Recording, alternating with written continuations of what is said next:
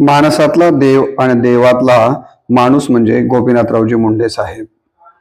प्रत्येक विजयानंतर संघर्ष आणि प्रत्येक संघर्षात विजय म्हणजे गोपीनाथरावजी मुंडे साहेब.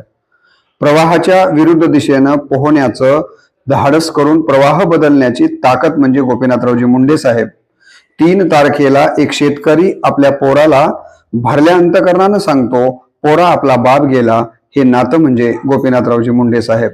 कार्यकर्त्याच्या पाठीवर शाबासकीची थाप मारली की त्याला 100 हत्तीचं बळ प्राप्त व्हायचं आणि देवानं आशीर्वाद दिल्याचा भास व्हायचा. हे व्यक्तिमत्व म्हणजे गोपीनाथरावजी मुंडे साहेब.